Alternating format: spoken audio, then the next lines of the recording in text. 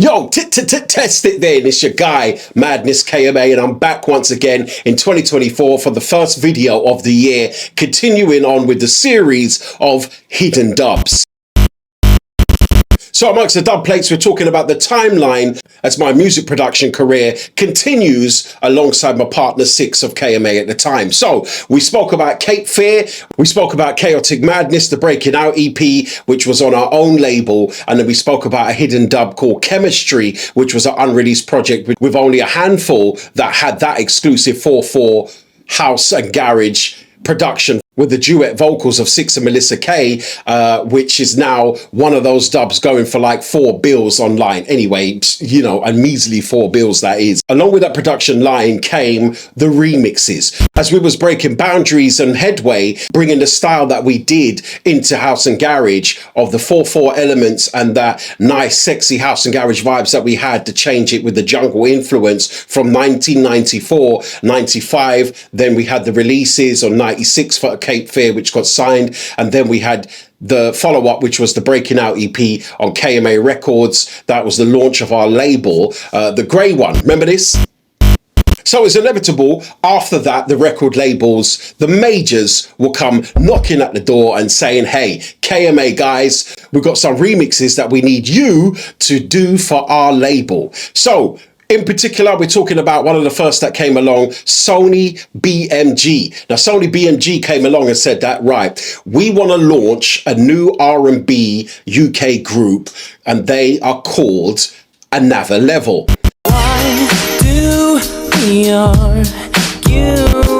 Big up Dane Bowers and all the guys. I never remember the other guy's name, which is kind of wrong as well, but big up Dane Bowers. I used to say this on the radio. Big up Dane Bowers and the other guys, no disrespect intended, right? But Another Level was launching, and they came to us as the record label to say, right, we need a remix that you do the breakbeat side and the jungle influence in garage. So it was hot property at the moment. Labels started coming in from all over, but we took this deal because it made sense to us. Sony BMG, who's going to say no? Did they do the maths right? Yes, they did.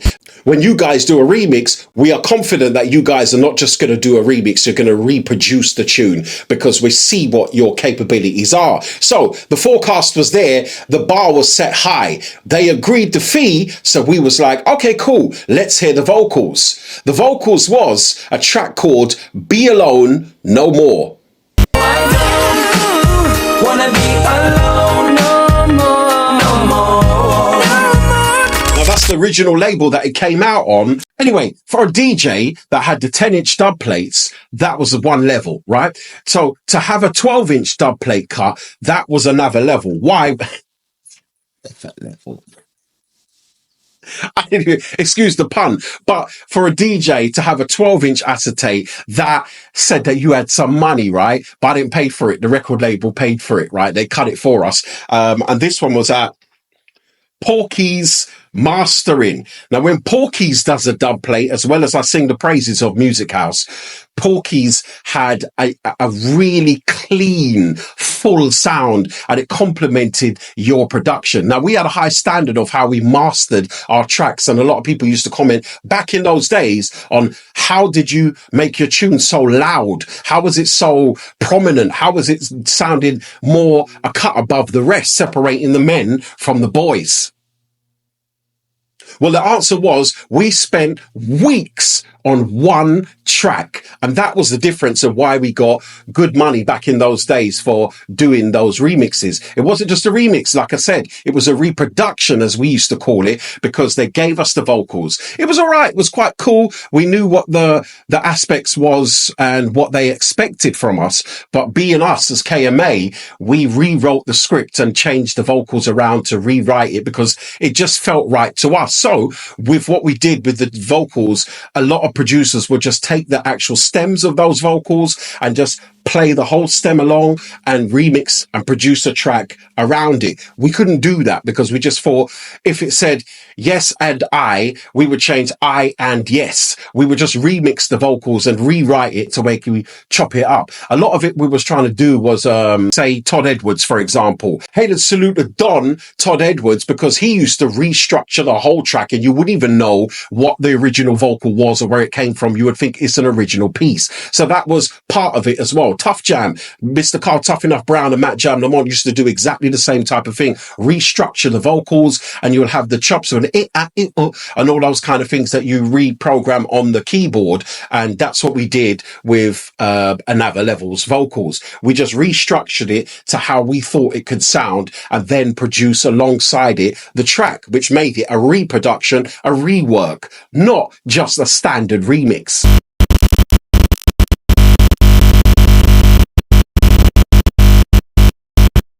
So the backstory goes is like this. When we heard the vocals, we thought, okay, cool. How does that feel to us? But we were so inside and immersed in the garage culture as it was building. And it kind of fell into place with what we was doing with breakbeat elements of the Breaking Out EP from KMA, right? So we wanted to introduce even more styles from the breakbeat elements with the jungle production and drum formats, how we worked it.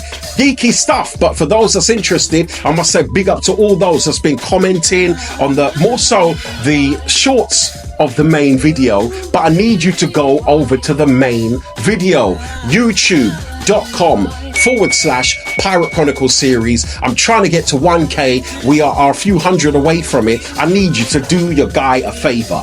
Press the subscribe button.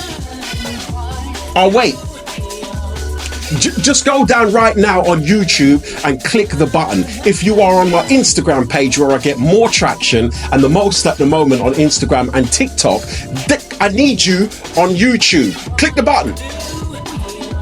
Simple things, right? It's free of charge and you will help my algorithm by leaving comments down below. And if you remember this track alone changed the game continuously as we did with KMA Productions, because ladies developed a dance to it. They used to go down low when they heard the bass line. It was a drone bass line that we had on it.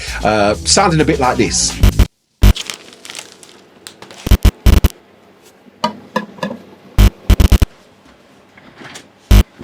Okay, cool. So here we are behind the turntable. Let's clean the needle. Let's put the needle on the record and let the record spin. Let's see how this sounds.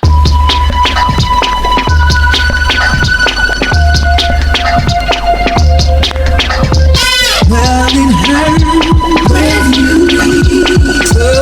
Okay. I don't wanna be alone.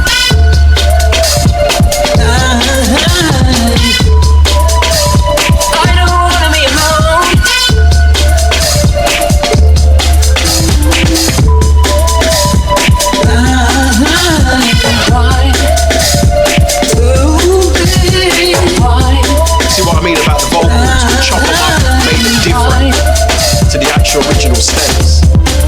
Why do we argue the way we do?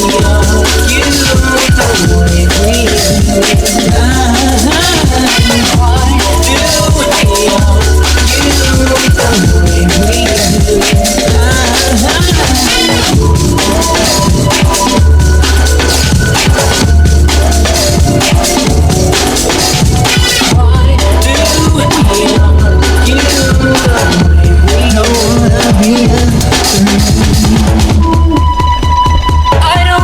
Remember I said that we tried to do every break pattern like a live drummer played. I don't wanna be alone and it hurts no more. Why?